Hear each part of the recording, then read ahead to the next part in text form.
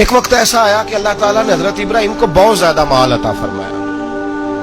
اتنے اونٹ گنے نہیں جاتے، گائیں اتنی زیادہ کہ شمار نہیں ہوتی، بکرے بکریاں اتنی زیادہ کہ شمار، بہت زیادہ مال اللہ نے عطا فرمایا. اور ابھی کچھ عرصہ پہلے آپ پیچھے جائیں نا تو جو لفظ مال تھا وہ روپے پہ تو بولا ہی نہیں جاتا تھا، وہ جانوروں پہ بولا جاتا تھا. بہت زیادہ مال اللہ نے دیا، بکریاں، گائیں، اونٹ، بیل، بڑا کچھ. تو رب کریم نے فرشتوں سے فرمایا کہ واتخذ اللہ ابراہیم خلیلا، ابراہیم میرا دوست ہے.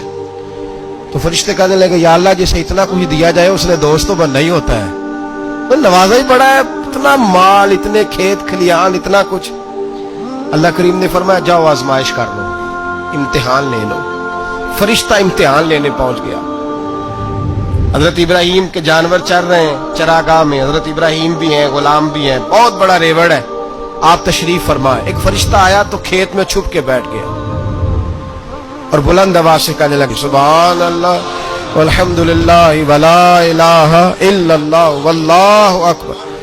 اب وہ حضرت سیدنا ابراہیم علیہ السلام کھڑے تھے تو وہ کھیت میں بیٹھ کے تسبیح پڑھنے لگا سبحان اللہ والحمد للہ ولا الہ الا اللہ. حضرت ابراہیم کہنے لگے یہ میرے رب کا نام کون لے رہا ہے؟ بڑی اس کی میٹھی آواز ہے، بڑی، کون ہے؟ ڈھونڈنے لگے، گھومتے گھومتے اس کے پاس چلے گئے. فرشتہ انسانی شکل میں، تو میرے رب کا ذکر کر رہا تھا؟ اس نے کہا میں ہی کر رہا تھا. فرمانے لگے یار ایک دفعہ پھر نہیں کرتا؟ تو کہنے لگا ابراہیم پہلے تو میں اپنی مرضی سے کر رہا تھا، تو کہتا ہے تو پیسے لگیں گے، پیسے ہے تو کر دیتا ہوں. حضرت ابراہیم کہنے لگے بول تو کیا لے گا؟ میرے اللہ کا ذکر سنانے کا کیا لے گا؟ کہنے لگا جتنی بکریاں آپ چرا رہے ہیں ساری دے دے تو میں اللہ کا ذکر سنا دیتا ہوں. آپ نے فرمایا بس جا تیری ساری ہوئی، میرے رب کا ذکر سنا. اور پھر شروع ہو گیا سبحان اللہ الحمد للہ ولا الہ الا اللہ واللہ اکبر.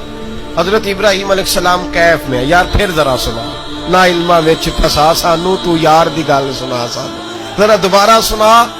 میں پھر سنایا، ایک دفعہ پھر کہا. فرشتہ کہنے لگا بس جی آپ کے پیسے پورے ہو گئے. حضرت ابراہیم کہنے لگے چل ایک دفعہ اور سناؤ. کہنے لگا پیسے لگیں گے. تو کیا لے گا؟ کہنے لگا گائیں بھینسیں ساری میری. فرمایا بس یار اتنی قیمت، تو سنا صحیح، سارا کچھ ہی تیرا. پھر شروع ہو گیا سبحان اللہ والحمد للہ ولا الہ الا اللہ واللہ اکبر.